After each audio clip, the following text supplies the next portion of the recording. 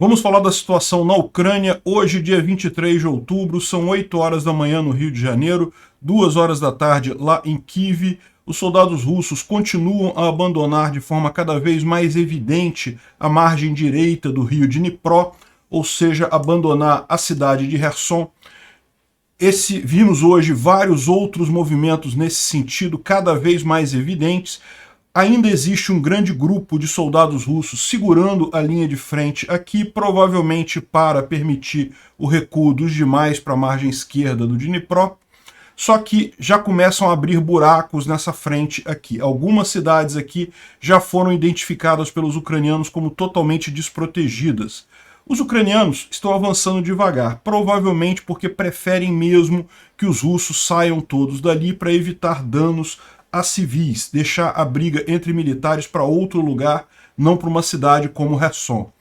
No fronte leste, a batalha pela P-66, aquela estrada que liga Svatov com Kremina, está cada vez mais interessante. Vamos falar sobre esses assuntos em detalhes. Essas notícias foram sugeridas por Johan Libert, nome censurado, e várias outras pessoas. Muito obrigado a quem sugeriu as notícias. Obrigado a você que está assistindo o nosso vídeo. Se você gosta do nosso conteúdo, por favor, deixe o seu like, se inscreva aqui no canal, né? Antes da gente entrar no assunto propriamente dito, vamos falar sobre mais um Su-30 que caiu com os pilotos e acabou matando os pilotos numa base de teste na Rússia.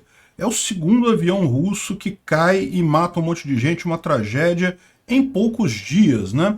Então essa aqui é a imagem da região em que o avião caiu numa área residencial. Parece que felizmente não houve vítimas entre os civis. Os dois pilotos do avião morreram, mas não houve vítimas entre os civis, né? Tem imagem muito impressionante aqui, ó, da queda do avião. Parece que ele vem quase que na vertical, né? Tem a explicação do que aconteceu aqui. Parece que era um voo de teste. Isso aconteceu na base de Irkutsk, que é essa base aqui bem no leste da Rússia, né, uma região afastada. É uma base de teste de aviões, é onde fabricam os aviões russos, ou pelo menos uma parte deles. E teriam saído 2 voos para teste de alguma coisa, talvez um avião consertado, alguma alteração em avião. Um deles pousou de novo, o outro avião seguiu em frente, não pousou. Aí eles suspeitaram, não conseguiam entrar em contato com outro avião. O avião que havia acabado de pousar arremeteu de novo, subiu e foi ver, e visualmente viu que os pilotos estavam desmaiados no outro avião, né? Infelizmente isso é uma coisa que acontece em teste de aviões, né? Você pode, tanto pelo aumento da força G, ou então pela perda de pressurização da cabine, o piloto desmaia. Os 2 pilotos estavam desmaiados dentro do avião. Então o que aconteceu foi bastante trágico. Bom, você pode dizer que pelo menos eles não sentiram nada, eles estavam dormindo, o avião foi seguindo até acabar batendo em algum lugar. Justamente esse acidente que a gente viu aqui, você vê então que os pilotos estavam... O avião estava totalmente fora de controle, ele acabou caindo onde deu ali, onde ele estava apontado, né? Os pilotos morreram, os 2 pilotos morreram, mas felizmente não houve nenhum dano. Havia o receio, porque parece que tinham crianças na casa ao lado, mas as crianças conseguiram ser resgatadas com vida, então não teve mortes entre civis, felizmente, né? Dá para ver que destruiu bem aqui a casa onde ele caiu, né? O que surpreende nesse caso, assim, você ter avião de teste que cai, isso não é uma coisa surpreendente, isso acontece volta e meia, né? Infelizmente faz parte do trabalho do pessoal. A questão toda é que você viu isso acontecer há poucos dias atrás. Lembra? Há poucos dias atrás a gente estava anunciando o avião que caiu aqui em Yeisk, próximo da Ucrânia, mas também não teve nada a ver com a guerra, também não foi nenhuma ação. O piloto decolou da pista de pouso que tem aqui em Yeisk, que tem uma pista, um aeroporto aqui, e acabou caindo atingindo um prédio nessa região. Aliás, saíram até novas imagens desse acidente lá de Yeisk. Então, repara, foram 2 acidentes independentes, tá? Teve um que foi há poucos dias atrás e agora esse outro lá em Irkutsk. Esse aqui de Yeisk, olha só, tem essa filmagem nova que saiu aqui, ó, que mostra o avião vindo aqui, aí o piloto ejetando, tá vendo? Ele ejetou nesse momento, e aqui o avião atinge o prédio, e aqui o paraquedas do piloto, né? Mais uma imagem que saiu esclarecendo o que aconteceu. O avião realmente estava muito baixo, mas estava com o trem de pouso ainda ainda com as luzes de pouso, né, estava ligada.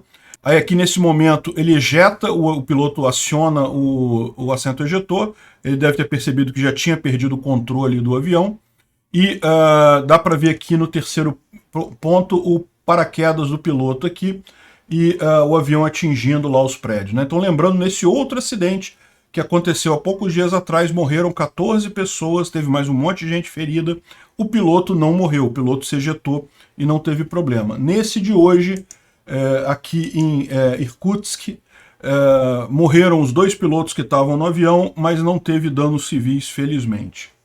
Hoje, até aqui, o dia está sendo relativamente tranquilo lá na Ucrânia, não tem previsão de bombardeios em Kiev e na região oeste. Houve alguma coisa aqui no oeste, mas nada significativo, muito menos que nos dias anteriores, né?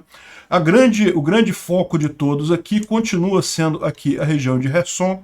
Como vocês sabem, os russos já perceberam que não tem condições de manter essa região aqui da Ucrânia e estão recuando da margem direita. A margem direita aqui, no caso, vocês sabem, a margem do rio se dá pelo sentido que o rio caminha, né? O rio segue, portanto, ele vem daqui em direção ao mar que fica aqui, portanto a margem direita é a margem norte ou oeste, a margem esquerda é a margem sul ou leste, né? Então os russos estão se preparando para abandonar totalmente essa margem direita aqui, mover todas as tropas para cá. Eles já vêm fazendo isso há alguns dias, já fizeram inclusive comunicados oficiais, e isso está se intensificando nos últimos dias de forma muito significativa, né? Por que isso? Porque os ucranianos estão avançando em alguns pontos aqui. Por exemplo, o pessoal que está lembrando, já tem algumas dicas dessas, de que os ucranianos já estão atacando essas cidades próximas aqui ao Dnipro, particularmente Milov. Milov é uma cidade que fica aqui, ó, nessa região aqui, ainda está em controle russo, mas os ucranianos já estão cada vez mais próximos aqui. A gente vai ver em algumas conversas aqui de russos que eles estão tentando manter uma linha de frente aqui justamente para permitir que as pessoas saiam de Kherson e de Kozatsk, Berislav, todas as cidades maiores que ficam aqui na margem direita do Dnipro, eles estão mantendo a linha de frente para permitir essa evacuação, né? E o problema disso é que parece que muita gente que está na linha de frente já está percebendo o problema. Você sabe, para esses soldados que ficarem por último, eles não vão ter como recuar, né? Eles vão acabar ou capturados ou mortos pelos ucranianos. Então parece que tem algumas localidades aqui que já foram abandonadas pelos russos, particularmente 2 cidadezinhas aqui que são Charvini e Shklalov. Eu não sei se eu pronunciei correto o nome dessa cidade aqui, né? Mas essas 2 cidades aqui, aparentemente, os ucranianos já sabem que não tem mais nenhum russo nessa região. E aí fica a pergunta, se os ucranianos sabem disso, por que eles simplesmente não avançam e não tomam essas cidades? E isso pode ser muito bem justamente porque eles querem deixar os russos sair da margem direita de forma o mais ordenada possível. Eles temem que começar a avançar agora pioraria a situação de caos nesse recuo russo, e isso poderia causar danos a civis, né? Na última hora, os russos fazendo evacuação, se tiver que pensar que escolher entre os russos e os civis que estão lá na região, é muito provável que os russos sacrifiquem os civis para eles conseguirem escapar, então é melhor deixar o pessoal sair da região. Esse é o entendimento que o pessoal está tendo, mas é lógico, a gente não sabe. Pode ser simplesmente que os ucranianos já tenham sim avançado aqui e a gente só não saiba. Lembrando que o exército ucraniano decretou silêncio operacional nessa área, então a gente não sabe o que está acontecendo. Tudo que a gente tem são indícios justamente pelos telegrams dos russos, né? E aí, que a gente tem aqui algumas informações bastante interessantes de um Telegram ligado ao grupo Wagner, que fala aqui, ó, existem apenas 2 questões: como fazer a retirada dos soldados russos do frontline para a margem esquerda do Dnipro, né? E como explicar isso para a população depois. Ou seja, repara que o tom do que eles estão falando aqui é que, tipo assim, Kherson já acabou, não tem mais como a gente manter. A questão é como é que a gente vai tirar os soldados de lá e como é que a gente vai comunicar isso depois para o público russo. A situação, em algum ponto, de determinada forma, é muito pior do que Kharkiv, né? Kharkiv, vocês lembram, houve uma grande contraofensiva ucraniana nessa região.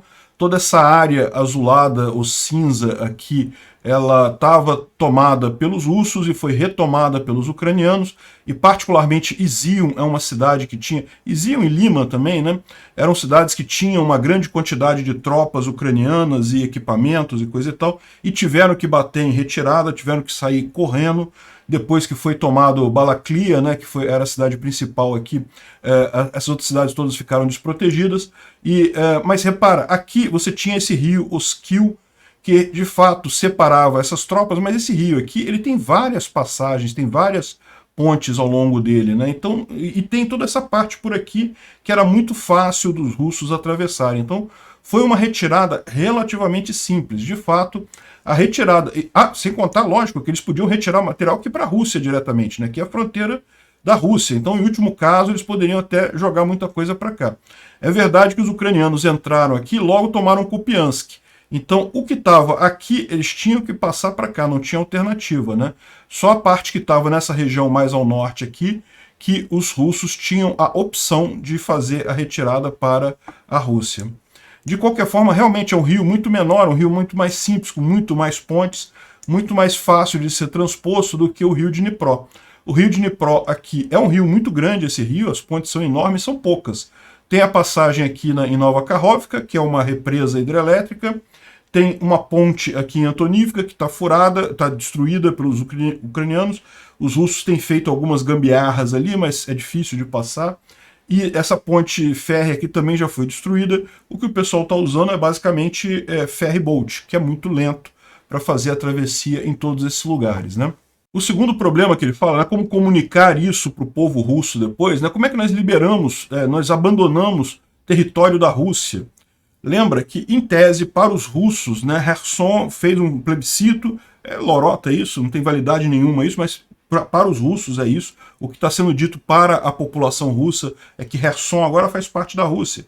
Então, em última análise, eles vão ter que explicar que eles estão abandonando o território russo ali, né? E sem contar que as tropas que vão ter que ficar na margem direita para se tornar uma versão moderna de Panfilovs. O que é Panfilov? Panfilov é um general russo que defendeu a Rússia da chegada dos alemães, defendeu Moscou da chegada dos alemães. Conta a lenda, parece que hoje em dia isso é mais uma lenda do que realmente verdade. Conta a lenda que o Panfilov tinha apenas 28 homens e conseguiu parar toda uma brigada de tanques alemães que estavam entrando em Moscou e coisa e tal, e com isso dá mais tempo dos russos abandonarem Moscou. Enfim, é muito mais lenda do que qualquer outra coisa, mas o general Panfilov e os 28 homens dele morreram para ajudar os outros a recuar de Moscou, né? Então, e ele diz aqui que essa batalha mais tarde vai ser apresentada como uma nova Stalingrado, né? Stalingrado é outra batalha da Segunda Grande Guerra, diferente dessa de Moscou, em que os alemães quase tomaram a cidade, os russos estavam numa situação muito ruim, mas que no final das contas os russos conseguiram fazer uma contraofensiva muito grande, retomar Stalingrado e mais do que isso ali que iniciou a tal Operação Uranus, né, que iniciou a contraofensiva soviética na Segunda Grande Guerra e acabou chegando até Berlim e destruindo o bunker de Hitler lá, acabando com os nazismos, né? Isso levou, lógico, meses e meses, né? Aqui ele lembra uma outra coisa também, porque você sabe, a gente viu que os russos estão falando na propaganda deles que os ucranianos vão explodir a represa de Nova Kakhovka, que é essa represa que segura esse enorme reservatório aqui, para supostamente prejudicar esse recuo russo, né? Mas ele lembra aqui que, na verdade, em 1941, quem fez isso foram os soviéticos, né, que explodiram uma represa na região de Zaporizhia, ou seja, ele conclui aqui, o inimigo não tem absolutamente nenhum motivo para explodir essa usina hidrelétrica,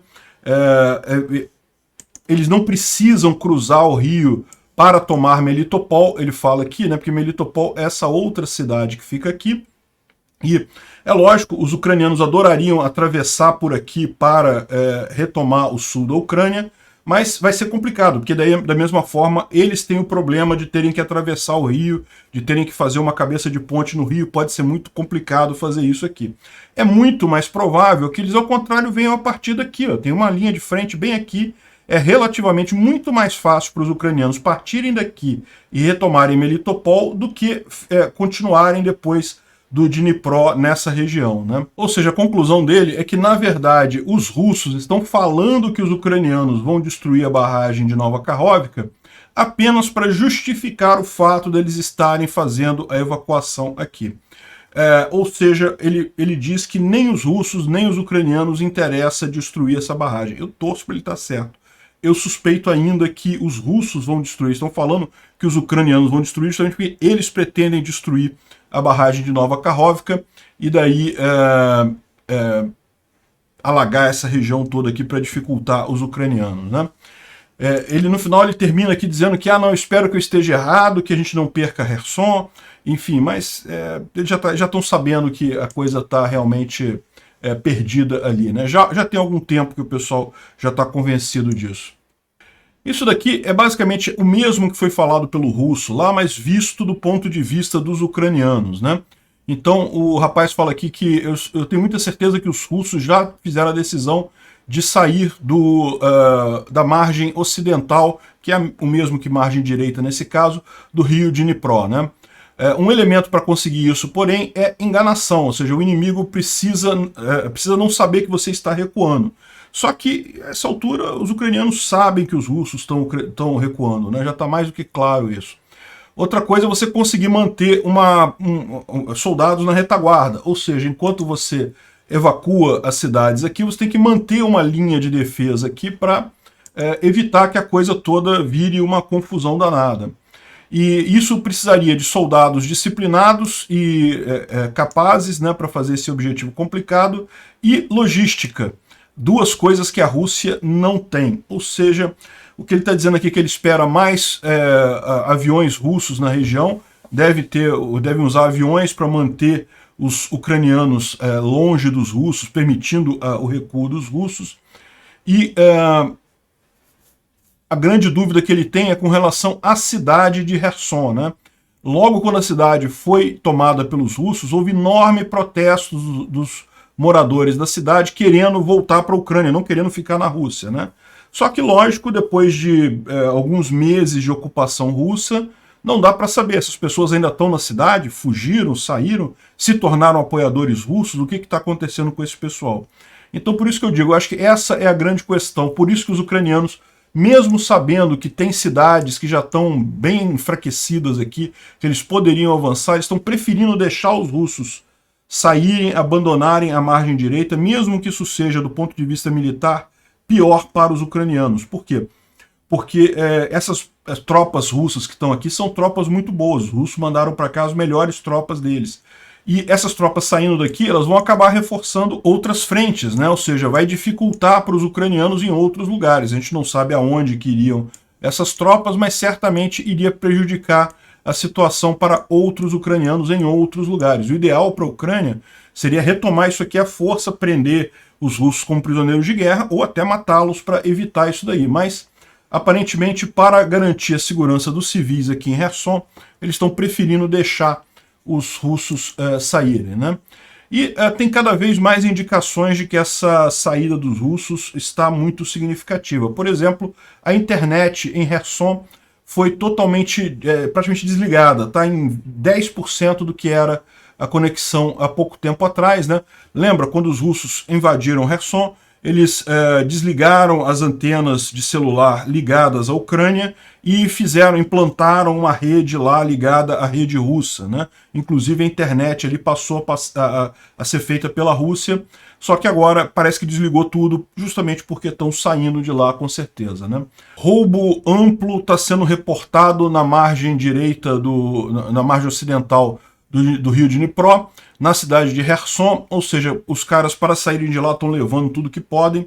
A gente já falou no vídeo de ontem que o rublo, que é a moeda russa, também havia sido introduzida em Kherson, já parou de ser usada, ninguém mais usa rublo lá em Kherson, já só usam mesmo a moeda ucraniana. Então, assim, uma coisa realmente impressionante como é que foi uma ocupação breve isso, né? A população realmente resistiu a essa ocupação na região. E eles estão falando aqui que os invasores russos estão em pânico, estão queimando documentos e abandonando tudo quanto é tipo de instalações, roubando carros e coisa e tal, e fugindo da cidade. Uma longa coluna de civis e militares estão indo em direção ao ferry boat, que é aqui onde era a ponte de Antonivka, né? Tem um ferry boat que eles fizeram aqui para atravessar o rio. E uma outra grande coluna está indo em direção a Darivka. Darivka é essa outra cidade aqui, ó. Essa outra cidadezinha aqui, que provavelmente indica que eles estão indo em direção, na verdade, a Nova Kakhovka.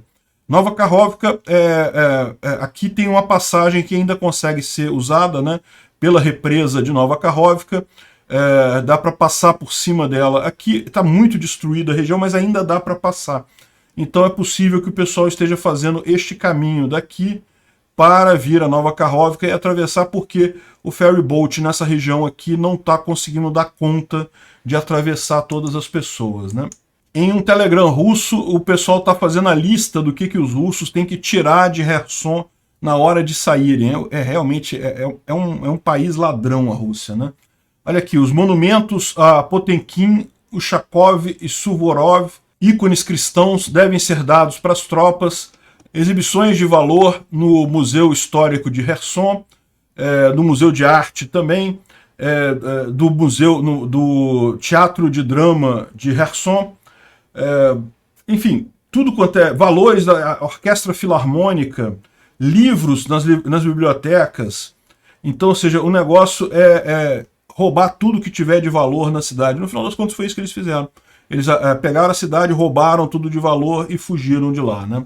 Muito triste esse tipo de situação, mas não tem problema não, vocês sabem, né? A questão das reparações já está sendo planejado, o dinheiro russo, os fundos russos nos Estados Unidos já estão sendo encaminhados para a Ucrânia para pagar pelo prejuízo que os russos estão causando. Então, no final das contas, a Rússia é que vai acabar pagando por cada coisinha que foi roubada da Ucrânia no final dessa guerra, né?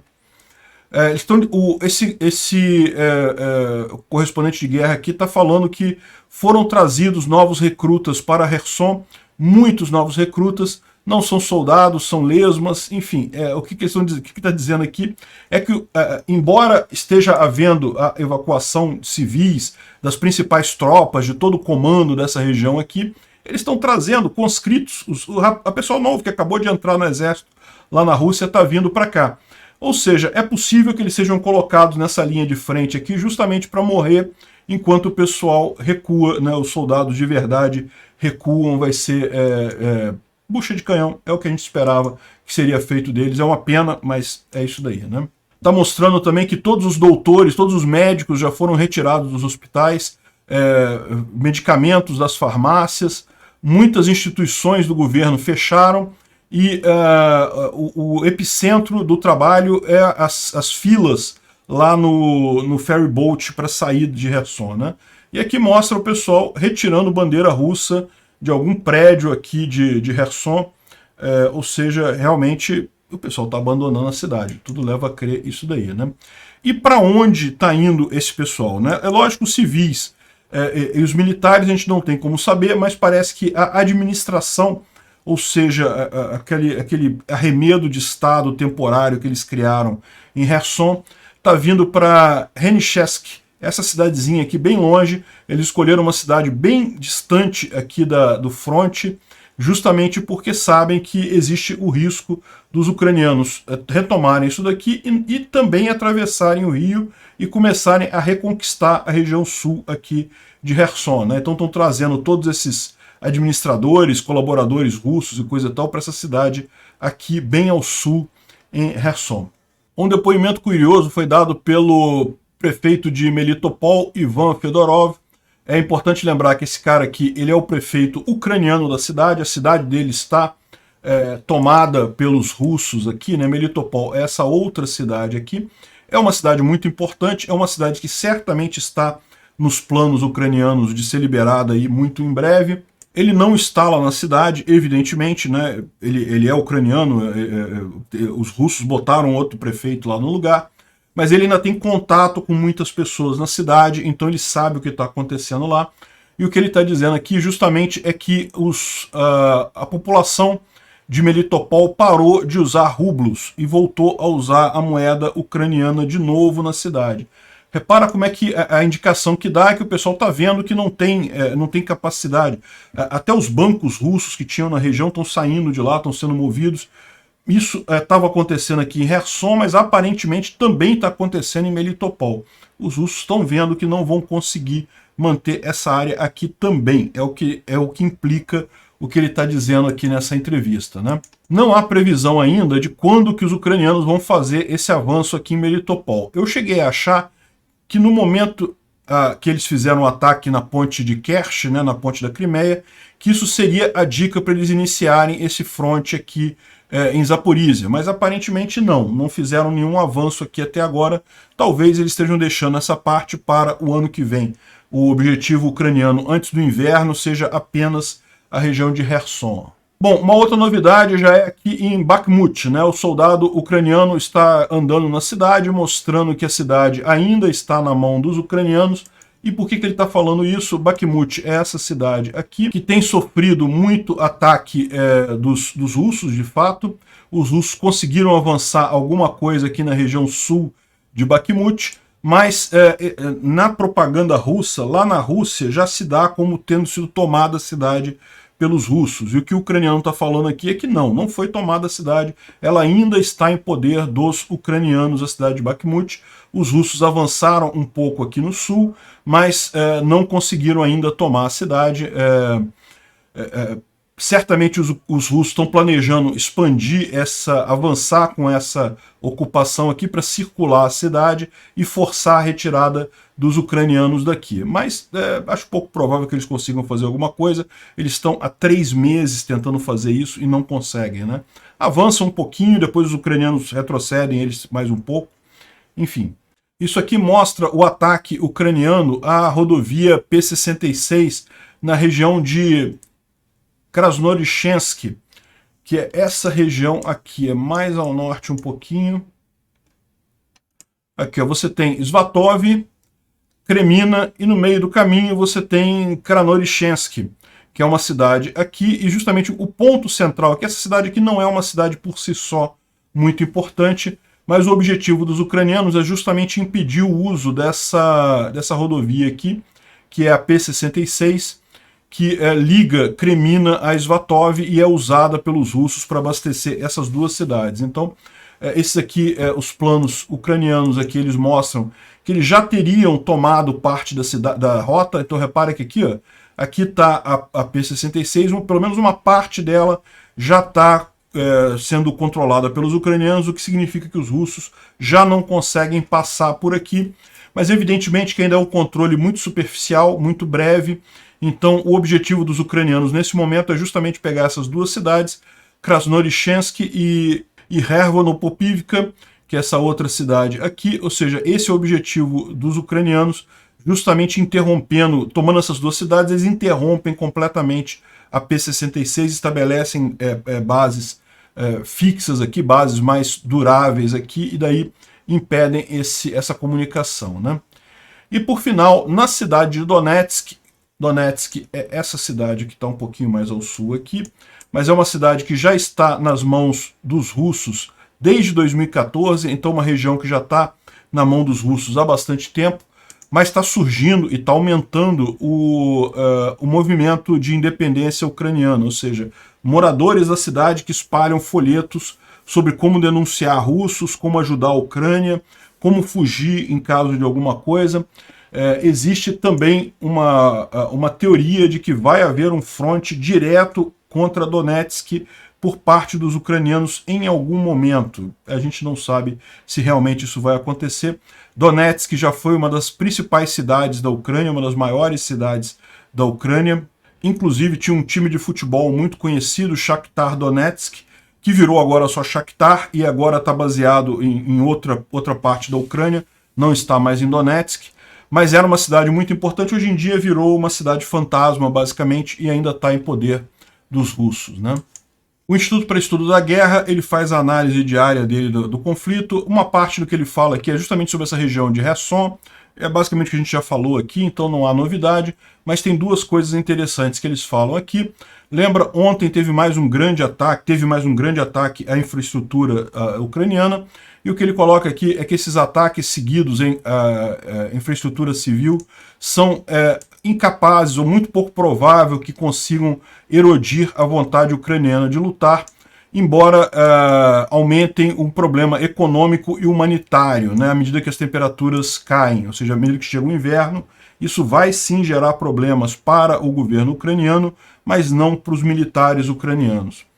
E, por outro lado, os militares russos continuam a sua briga. A gente já falou sobre isso aqui em vários vídeos. O Prigozhin, que é o dono do grupo mercenário Wagner, cada vez mais ele ganha protagonismo nessa batalha, enquanto os generais russos mesmo, do exército regular russo, eles se sentem talvez desprestigiados ou talvez com medo de tomar decisões, enquanto isso o Prigozhin começa a criticar esses generais e coisa e tal. Isso está criando realmente um problema sério, porque você tem de um lado uma instituição enorme, que é o exército russo, muito maior do que o grupo Wagner, mas de outro lado essa instituição está totalmente desacreditada, totalmente incapaz de avançar alguma coisa, e o grupo mercenário Wagner consegue.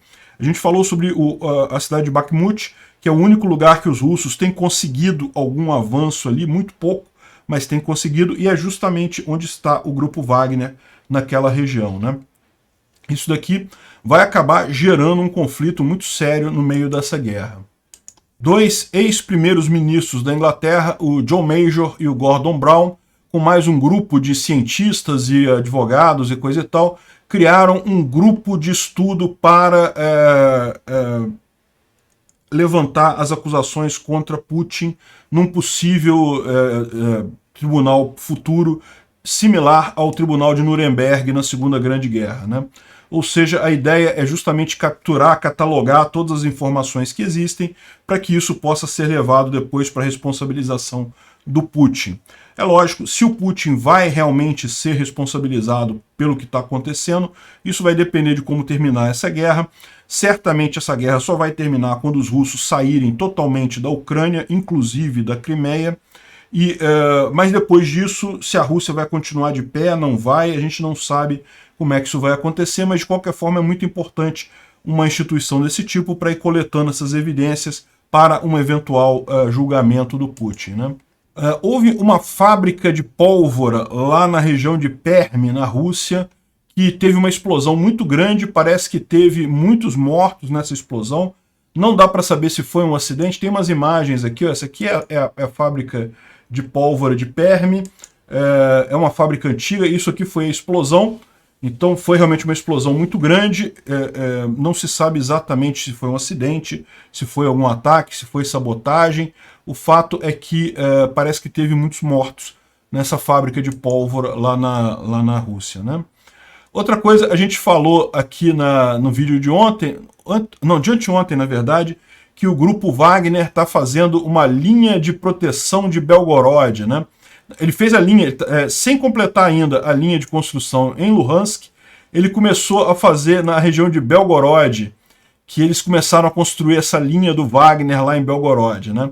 Então a gente mostrou que a linha de Luhansk ela é muito curiosa, porque na verdade ela não protege essa parte toda aqui norte de Luhansk, o que dá a entender que eles já abandonaram essa parte, né? Eles começaram a fazer a linha aqui em algum lugar por aqui, mas então essa parte daqui eles já abandonaram. A linha ela começa aqui, faz uma curva para cá e protege Luhansk aqui de norte. Eles estão preocupados com o avanço de norte para sul, estão abandonando essa área toda aqui. Mas enfim, de qualquer forma, lembra, essas linhas de proteção são muito inefetivas, isso não serve para muita coisa. Agora eles estão vindo aqui para Belgorod. Belgorod é essa cidade aqui, e eles estão de novo construindo uma linha aqui nessa região para evitar que supostamente os ucranianos avancem em direção a Belgorod. Tem até uma notícia que tanques ucranianos teriam avançado em direção a Belgorod, teriam cruzado a linha de fronteira da Ucrânia com a Rússia. Eu acho pouco provável isso é mais medo dos russos, pavor dos russos. E da mesma forma, essa linha de defesa que eles estão construindo é uma besteira isso daqui, tá lembrando aquela linha Maginot da Segunda Guerra, né, que a França construiu uma linha enorme, super fortificada para os alemães, depois da Primeira Grande Guerra. A Primeira Grande Guerra também teve invasão da França pela Alemanha, né? Então os franceses construíram uma linha super fortificada para os alemães não conseguirem avançar, e os alemães contornaram a linha, então meio que não fez diferença nenhuma. Esse tipo de coisa aqui, na verdade, também faz pouquíssima diferença. É mais uma coisa para tentar tranquilizar a população russa e, lógico, eu imagino aqui também em Luhansk para tentar tranquilizar a população russa que está nessa região aqui, de que vai haver uma proteção e coisa e tal, sendo que na prática, no dia que os ucranianos resolverem retomar a cidade de Luhansk e essa região aqui, isso não vai servir para nada, vai fazer muito pouca diferença. Bom, a gente tem a notícia aqui que os ucranianos falam que o terror russo vai continuar, né? Hoje, como a gente explicou, está relativamente calma a situação aqui na Ucrânia, não parece ter bombardeio russo no resto da Ucrânia, mas isso não quer dizer nada, provavelmente amanhã já vai voltar esse bombardeio, e os russos não têm como ganhar militarmente, tudo que resta a eles é tentar fazer o povo da Ucrânia sofrer o suficiente para forçar um acordo de paz, né? Então esperem que isso vai continuar durante mais algum tempo, né? Enquanto os russos conseguirem, eles vão continuar. Isso daí é realmente uma coisa muito triste para os ucranianos, é um crime de guerra, com certeza, mas isso não vai mudar a situação na guerra. Agora eu fiquei preocupado, hein? O presidente da Bielorrússia, o presidente de Belarus, o Lukashenko, disse que jurou que Belarus não vai entrar nessa guerra. Ou seja, isso significa que sim, Belarus vai entrar na guerra. A questão que fica é quando que vai entrar nessa guerra. A gente já falou sobre isso, não vai ser imediatamente agora, eles ainda estão fazendo principalmente treinamento na parte norte, mas existe sim a perspectiva de tentarem ou um novo avanço em direção a Kiev, ou um avanço aqui no Ocidente com o objetivo de tentar dificultar o transporte de armas ocidentais que entram na Ucrânia, né? Principalmente a maior parte das armas ocidentais entra na Ucrânia através da fronteira com a Polônia. Então eles poderiam tentar avançar nessas cidades aqui mais próximas dessa fronteira, dificultando esse trajeto. É lógico, isso não impede a passagem de armas, a OTAN pode usar a Romênia, por exemplo, para atravessar as coisas aqui, mas lembra, aqui tem a montanha dos Carpátios, né? É mais complicado passar as armas por aqui do que pela Polônia, como tem feito, né? De qualquer forma, não vai ser algo para agora, deve ser coisa mais para o futuro, mas agora que ele disse que jurou, prometeu, garantiu que não vai entrar na guerra, isso significa que, evidentemente, ele vai entrar na guerra, né? E vocês sabem, a OTAN está fazendo um enorme exercício de guerra em várias localizações. Ele está na Lituânia, está na Polônia, e agora eles lançaram uma grande brigada na România, ou seja, aqui ao sul também já tem tropas da OTAN fazendo exercício aqui na Lituânia, aqui na Polônia e agora também na România. Ou seja, o pessoal está pronto. Se o Putin fizer alguma brincadeira um pouquinho mais séria, o pessoal vai entrar, e aí, meu amigo, eles só vão parar quando estiverem tomando um cafezinho lá na Praça Vermelha, né? Obrigado por assistir o vídeo até o final. Além de curtir, compartilhar e se inscrever no canal, considere se tornar patrocinador com valores a partir de R$ 1,99. Clique no botão Seja Membro abaixo para saber as condições e vantagens de patrocinar o canal. Mais informações sobre o nosso projeto, visite nossos sites indicados na tela.